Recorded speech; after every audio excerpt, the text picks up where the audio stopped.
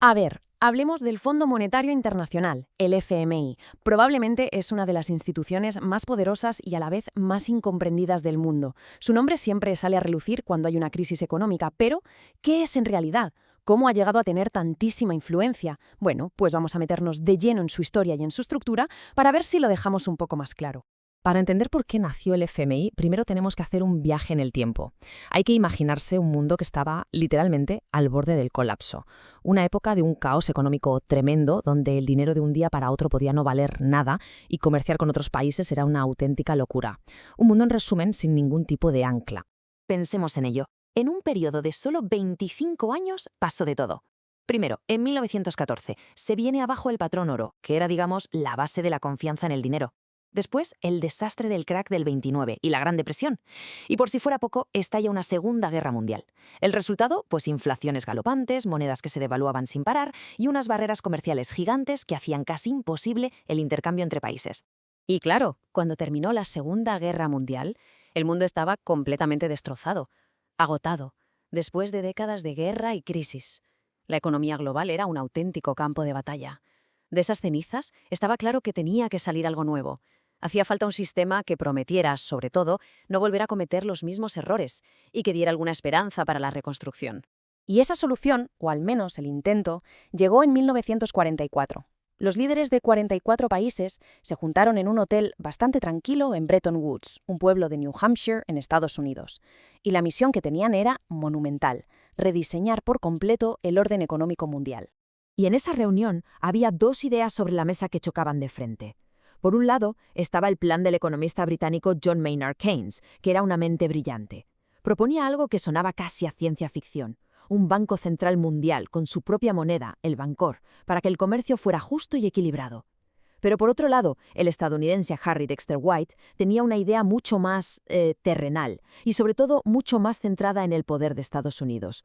Un fondo de dinero común, sí, pero con el dólar como el rey absoluto. Y al final, ¿qué pasó? Pues lo que suele pasar: se impuso el poder.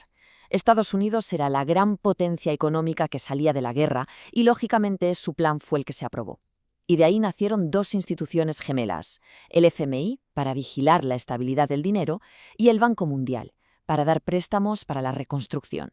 Y el dólar, que estaba respaldado por las gigantescas reservas de oro de Estados Unidos, se convirtió en la moneda de referencia para todo el planeta. Vale, ya tenemos el origen. Sabemos cómo nació. Pero, ¿cómo funciona exactamente toda esta maquinaria? ¿De dónde saca el FMI su dinero? Y más importante, su poder. Pues la respuesta está en sus propias reglas internas. La clave de todo, absolutamente todo, está en una palabra: cuotas. Podemos imaginarlas como la matrícula para entrar en un club muy exclusivo. Cada país que es miembro tiene que pagar una cantidad de dinero, y esa cantidad depende de lo grande y fuerte que sea su economía. Todo ese dinero junto forma el gran fondo del FMI. Su estructura es bastante jerárquica. Arriba del todo está la Junta de Gobernadores, donde se sienta un representante de cada país. Pero, seamos sinceros, el poder real, las decisiones del día a día, las que de verdad importan, las toma un grupo mucho más reducido: el directorio ejecutivo. Y por debajo de ellos, pues hay todo un ejército de economistas y técnicos que son los que preparan los informes y los análisis que guían todas esas decisiones. Y ojo, porque aquí viene lo más importante: esas cuotas de las que hablábamos no son solo dinero, son poder. La cantidad de dinero que pone un país determina directamente cuántos votos tiene. ¿Y esto qué significa? Pues que las economías más grandes, con Estados Unidos a la cabeza, son las que cortan el bacalao. La regla es súper simple: quien más paga, más manda. No hay más. Luego tienen una cosa con un nombre un poco raro: los derechos especiales de giro. Se crearon allá por los años 60 y son algo así como un oro de papel, una especie de moneda interna del propio FMI. Su función, básicamente, es asegurarse de que el sistema siempre tenga dinero circulando y que las transacciones entre los bancos centrales de los países sean más fáciles. Bueno, pues este sistema que montaron en Bretton Woods funcionó más o menos bien durante casi 30 años. Pero la historia del FMI estaba a punto de dar un giro de guión brutal. Un giro que iba a definir su fama o su mala fama hasta el día de hoy. 1971. Hay que quedarse con esta fecha. Es el año en que todo el tinglado que se había diseñado en Bretton Woods se vino abajo. Y el FMI tuvo que buscarse un nuevo trabajo, por así decirlo. ¿Qué es lo que pasó exactamente? Pues que Estados Unidos, que estaba hasta arriba de gastos por la guerra de Vietnam y por sus programas sociales, dijo, hasta aquí hemos llegado, y rompió su promesa de cambiar dólares por oro.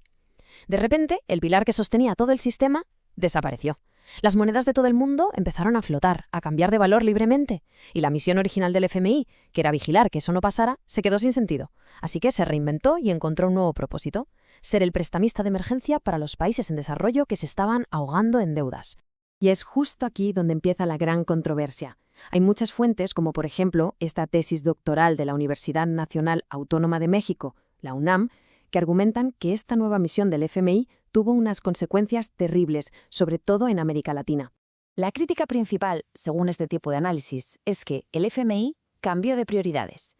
Pasó de preocuparse por la estabilidad de la economía global a centrarse en una sola cosa: que los grandes bancos de los países ricos que habían prestado dinero lo recuperaran.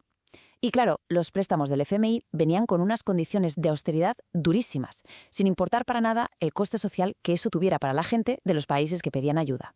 De hecho, la propia Comisión Económica para América Latina y el Caribe de la ONU, la CEPAL, le puso un nombre a los años 80, la década perdida. Y no es un apodo cualquiera, ¿eh? Fue una década de estancamiento económico y de crisis social profundísima para casi toda la región, que casualmente coincide con la época en que se aplicaron a rajatabla los famosos programas de ajuste del FMI. Esta frase del entonces expresidente de Venezuela, Carlos Andrés Pérez, en una carta al director del FMI, refleja perfectamente la desesperación que se vivía en aquel momento. No se hablaba de números abstractos, no. Era un drama humano que, en lugar de solucionarse, parecía que se hacía más y más grande con cada préstamo y cada recorte. Entonces, llegados a este punto, ¿qué imagen nos queda del FMI hoy? Pues su legado es una mezcla muy complicada de buenas intenciones, de mucho poder geopolítico y de unas consecuencias como poco muy controvertidas.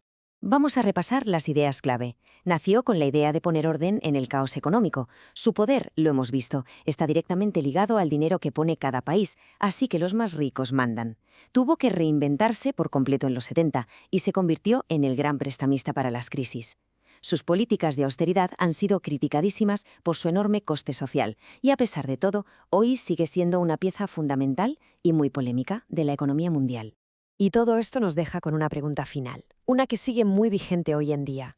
En un mundo que no para de encadenar crisis climáticas, sanitarias, guerras, el FMI, con todo su poder, ¿es un estabilizador que necesitamos o es en realidad un lastre peligroso porque ese poder está en muy pocas manos?